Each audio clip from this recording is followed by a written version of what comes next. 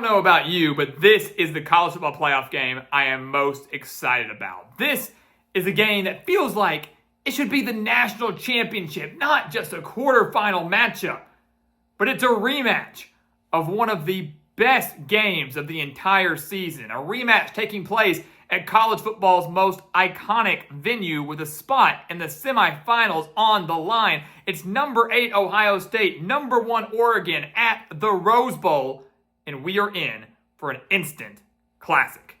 So welcome back to the Gridiron Expert, guys. Ready to break down this very, very exciting matchup. As always, please continue to like, comment, subscribe, share our videos, and check out everything down in the description below.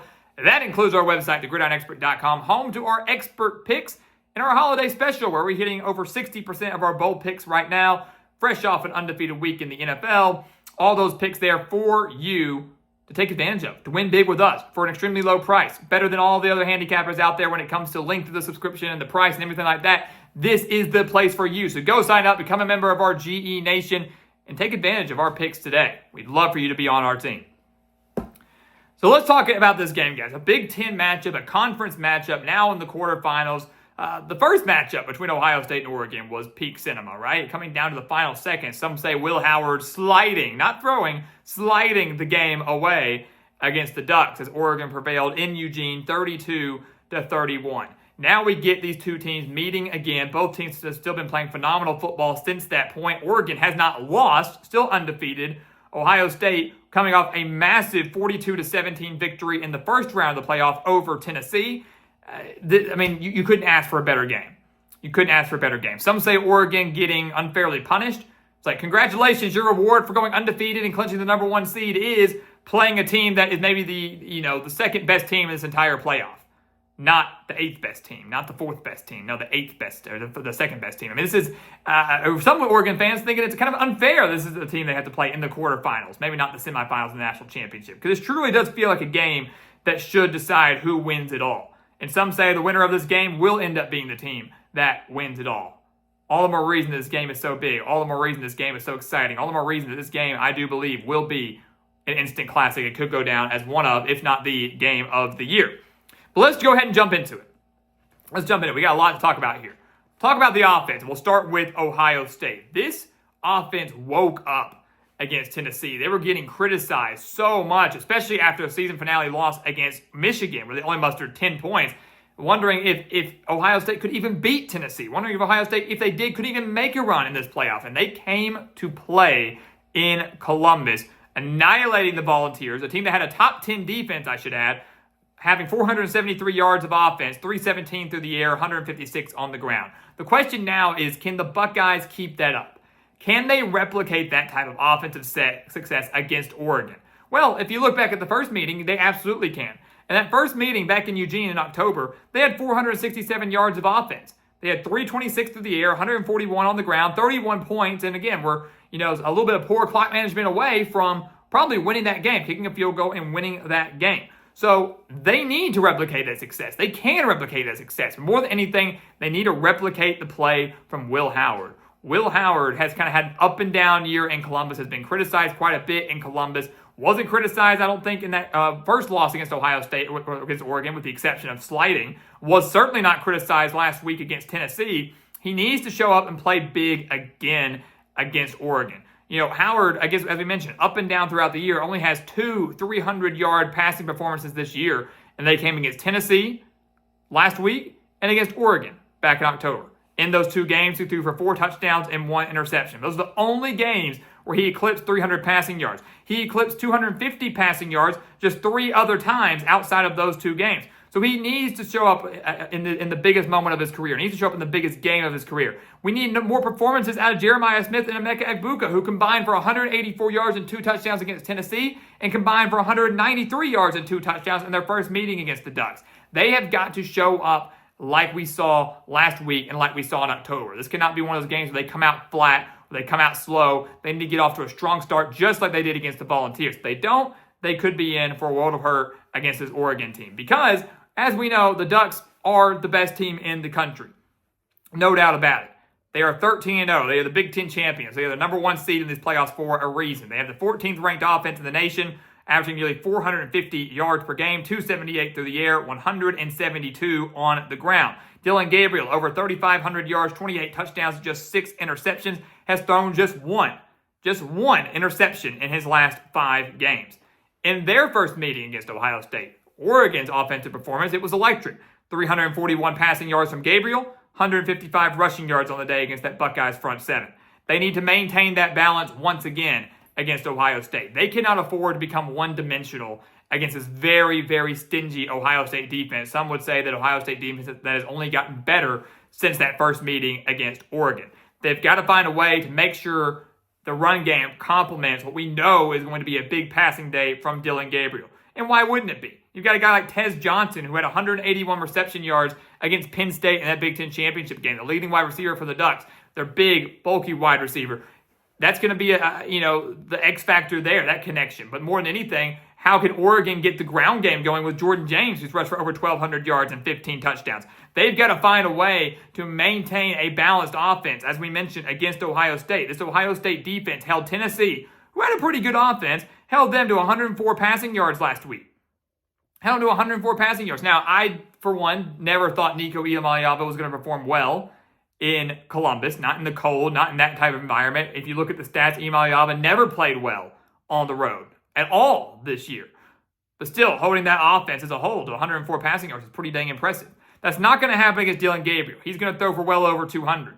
But if he has to do it all by himself, it plays right into the hand of Ohio State. But if Oregon can eclipse that 150 rushing yard mark like they did last time they played, they have a great opportunity to win this game again. Running the ball is going to be massive for the Ducks in this game. That, of course, is easier said than done as they take on one of the best defenses in the country. Actually, as a matter of fact, it's the number 1 defense in the entire country, at least statistically. 242 yards per game. That's all Ohio State is giving up. They have the number 1 passing defense in the nation, giving up just 141 passing yards per game. They're 8th in the nation against the run, allowing just 101 rushing yards per game. As we mentioned, they dominated Tennessee. They couldn't get anything going in that game. The Volunteers couldn't. But here's the thing. Despite the stats that you may have seen, despite the stats we just listed, Ohio State's defense is vulnerable, and it has shown it is vulnerable against the run. We've seen it multiple times against the best teams they've played. You could say Tennessee is one of them, sure, go ahead. But you take a look at Oregon the first time they played, Penn State when they played, even Michigan, who wasn't even all that great, that torched Ohio State on the ground. They are vulnerable. They allowed 496 yards of offense against Oregon in that first meeting. They allowed 270 yards of offense against Penn State, including 120 rushing yards on the day. They were torched for 172 rushing yards against Michigan, 152 rushing yards against Tennessee despite blowing them out, 155 against Oregon in the first meeting, as we mentioned. They have multiple games where they've been torched on the ground, and that goes back to what we just said about Oregon's offense. If they can run the ball effectively, and it's proven that you can, you've got a great chance to win this game. The key for Ohio State is not becoming, or key for Oregon is not becoming one-dimensional. The key for Ohio State is making Oregon one-dimensional. Can you stop the run? You weren't able to do it in October. Can you stop Dillon Gabriel and force Oregon to only run? All those things so much easier said than done, but if you can make them one-dimensional, you have a great opportunity to win this game. That's what Ohio State has to do. And again, against one of the best offenses in the country, against one of the best quarterbacks in the country, against one of the best offensive lines in the country, that is very, very difficult. Oregon, take a look at their defense. They're number 10 in the nation overall, 302 yards per game. That's all they're giving up. They're only allowing 175 passing yards per game, only giving up 126 rushing yards per game. The interesting thing for me is Oregon's front seven, right? 40 sacks on the year, very, very impressive at getting after the quarterback. Ohio State only has allowed 13 sacks. Oregon only had 1 in the first meeting. So you've got a quarterback now in Will Howard that maybe has a newfound sense of confidence. After his dominant performance against Tennessee in a do-or-die game, he delivered. He's feeling better about himself, definitely way more than he did after that loss to Michigan. So does Oregon have the capability of getting after him and forcing turnovers? Do they have the ability to get after him and create pressure on him? They were unable to do that back in October. And what did he do? He picked them apart. With 2 of the best wide receivers in the country, Will Howard just picked Oregon's secondary apart. If you can't get pressure on him, he's going to do that again.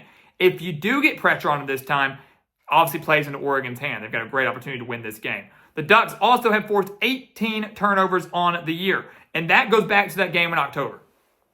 How Oregon wins this game is everything we just said, but also winning the turnover battle. That was the difference maker back in October.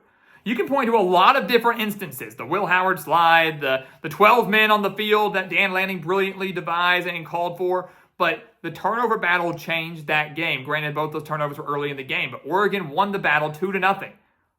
Ohio State committed 2 turnovers. Oregon didn't commit a single one. Oregon turned those 2 turnovers into 10 points, and they won the game by 1. By 1 point. Now, if you want to say, well, if that's the case, then look at that. If that doesn't happen again, Ohio State wins. Oregon made some mistakes too. Take those away, take those 10 points away. What's it, a 9-point deficit? Oregon missed a field goal and also turned the ball over on downs from the 2-yard line. So you add those 10 points in there, the Ducks still win the game. But regardless, turnover battle, that's the key. Force Will Howard into mistakes. Get after him. Get them into second, third, and long situations. And then, you wonder about the Ohio State run game. Can they get anything going against this Oregon front seven that's been so strong? We talk so much about Oregon needing to run the ball. What about Ohio State? I would say they definitely do. They need to find some sense of balance, but that's not going to be what ultimately wins them the game. What's going to win them the game is the play of Will Howard. Is it going to be the guy we saw against Tennessee? Is it going to be the guy that we saw against Oregon the first time? Or is it going to be the guy we saw against Michigan where he threw 2 costly picks? Is it going to be the guy that's just kind of played mediocre ball against these mediocre to below average Big Ten teams? He is the X factor, I think, for the entire game at the Rose Bowl on New Year's Day afternoon. So ultimately, guy, what's going to come down to this? This has the feeling of a national championship game, and I do feel bad for Oregon that this is their prize. You get a number 1 seed, a first round bye, and your prize is playing a team that nearly beat you in the game of the year back in October. Probably should have been the team you played in the Big Ten championship game had Ohio State not lost to Michigan. And again, it's one of the best teams in the entire country, and that's who you get to play. You don't get to play a weaker opponent. This is absolute cinema. I mean, it really is, and it's such a tough game to pick. It really is. But I'm gonna tell you right now, I'm going with Oregon again. It is so hard to beat a team twice in the same year. I understand that, so that kind of plays into Ohio State's hand a little bit. And I'm not taking anything away from their performance against Tennessee. It was very, very impressive in what was needed. But the fact that Oregon is an underdog in this game, to me, is a blatant overreaction to what we saw from Ohio State against Tennessee. If you looked at the numbers and you watched Tennessee football, you knew they were horrible on the road. Nico Iamaleava never played well on the road. Couldn't beat Arkansas, struggled against Oklahoma. They didn't have many road games. They never played well there anyways. So now you go to Columbus and the Colt. It was never going to happen. Ohio State was always going to win that game. In my opinion, I felt very confident about that. But this Oregon is no Tennessee, right? And granted, it's at a neutral site. No team will benefit from home field advantage. Iconic site, iconic venue. Got to be a great crowd, great environment. But Oregon's no Tennessee. They're significantly better than Tennessee. And I think we're overreacting to what we saw from the Buckeyes last week. This is still the number 1 team in the country, extremely well rested and hungry. And I like right now Dan Lanning over Ryan Day.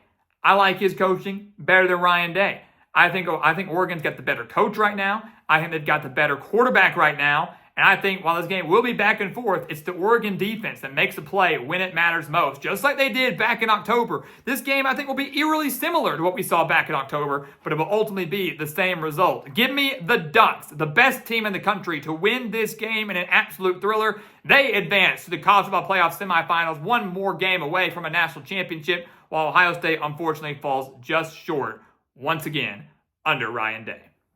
So guys, as always, thank you so much for watching us here at the Gridiron Expert on YouTube. Make sure to continue to like, comment, subscribe, share our videos, and check out everything down in the description below. That includes our website, thegridironexpert.com, home of our expert picks, that holiday special there for you. The link for it, again, down in the description below. Win big with us, one of the lowest prices in the country. Join our team today. And once again, as always, thank you so much for watching, and we'll see you next time right here on the Gridiron Expert.